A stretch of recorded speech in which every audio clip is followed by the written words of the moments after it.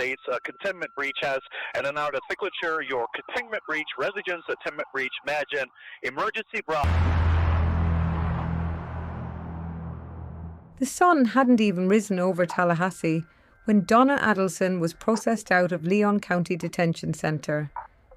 It was 5:48 in the morning on October 14th, 2025, less than 12 hours after a judge, Stephen Everett, sentenced the 75-year-old South Florida grandmother to life in prison without parole for orchestrating the murder of her former son-in-law, Dan Markell. Most inmates spend days, sometimes weeks, waiting for their transfer to state prison after sentencing. Not Donna. Leon County wasted absolutely no time. By dawn, she was Florida Department of Corrections' problem now. And honestly, you can't really blame them. For nearly 2 years, Donna Adelson had made the Leon County Detention Centre her personal complaint department. From the moment she was arrested in November 2023, she transformed what should have been a straightforward detention into an endless parade of grievances, demands, legal motions, and diva-like behaviour that would make a reality TV star blush. Leon County Jail had housed murderers, gang members, and violent offenders without incident, but none of them came close to the level of high-maintenance drama that Donna Adelson brought through those doors. Welcome to the Red Plaid Files, where we dig deep into the crime cases that reveal the darkness lurking in plain sight. Today's file: the entitled grandmother who thought jail rules didn't apply to her, and the facility that couldn't wait to see her go. From day one, Donna made it clear she wasn't like the other inmates. She was a South Florida socialite, the matriarch of a prominent dental family, a woman accustomed to luxury condos and country clubs. Leon County Jail. That was beneath her. Tallahassee itself, a city she openly despised, a backwater town that had the audacity to keep her grandchildren away from her. Within weeks of her November 2023 arrest, her attorney filed a bombshell motion alleging cruel and unusual punishment.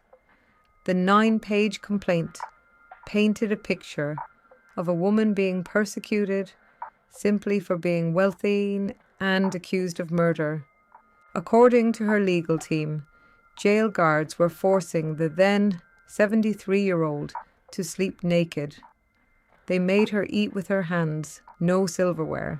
And most damning of all, staff allegedly called her a fancy white lady murderer who had no rights. The motion demanded she either be released to house arrest or given dramatically improved conditions. It claimed Donna was becoming weaker and weaker every day, under what her attorneys called unconstitutionally punitive conditions. Here's the thing. Donna was in administrative segregation, also known as protective custody. This wasn't punishment, it was protection. She was charged with orchestrating a murder for hire in a high-profile case. Keeping her separated from the general population was standard procedure for her own safety. But for Donna, being treated like any other high-profile inmate was apparently unconscionable. She wasn't just a prisoner, she was Donna Adelson. Didn't they know who she was? The judge hearing her complaints wasn't moved. Neither was the jail. Donna stayed exactly where she was. As 2024 rolled into 2025, Donna's complaints evolved. She couldn't breathe properly. She couldn't hear well because the jail didn't have the special equipment her ear, nose and throat doctor used to clean her ears. She had back pain, leg pain, and medical issues the jail supposedly couldn't handle. Then there was the tablet situation. Leon County Jail had allowed inmates in administrative custody to have tablets in their cells 24/7.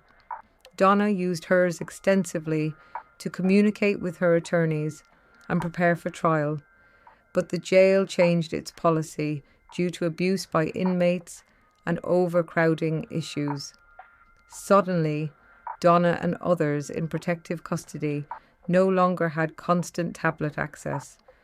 Her attorneys immediately requested she be transferred to neighbouring Wakulla County Jail, about 20 miles south.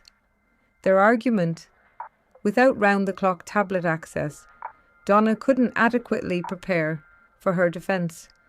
Never mind that she could still meet with attorneys in person and call them on the phone. That wasn't good enough for Donna. And Leon County, they granted the transfer request almost immediately. It's hard not to read between the lines here. After months of constant complaints and legal motions, Leon County seemed more than happy to make Donna someone else's problem. She was transferred to Wakulla County Jail in June 2025 because of new rules on tablets, but her time there would bring a whole new set of drama.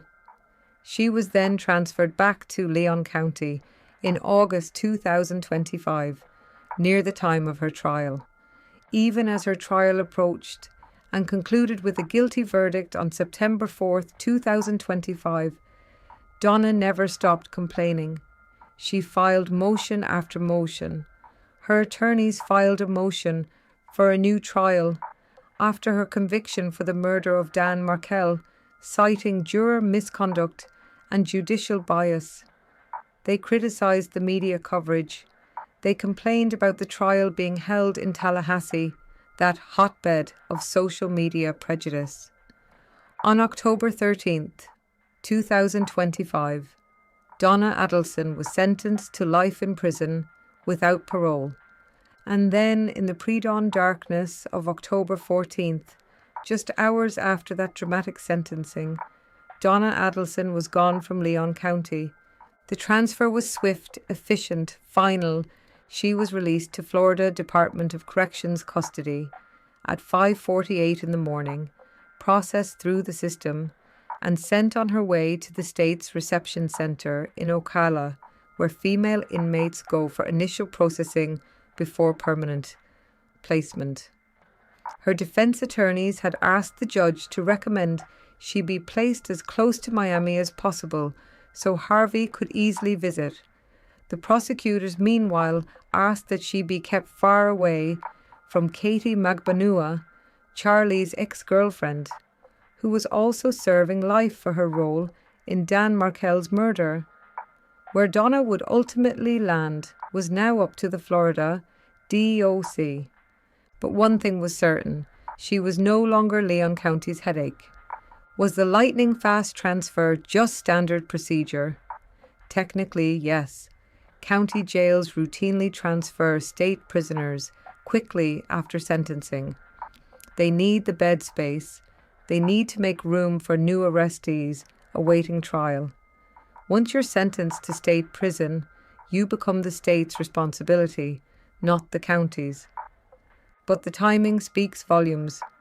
Most facilities take at least a day or two. Some drag their feet for a week. Leon County had Donna out the door before most people woke up for their morning coffee. After nearly 2 years of complaints about sleeping arrangements, medical care, tablet access, ear cleaning equipment, fellow inmates, breathing problems, back pain, and being called a fancy white lady murderer, Leon County Detention Center's message was crystal clear: good riddance, Donna Adelson mischief maker. What do you think? Was Leon County's 5:48 a.m. transfer of Donna Adelson just procedure, or were they counting down the minutes? Drop your thoughts in the comments below, and don't forget to subscribe for more cases from the Red Plaid Files.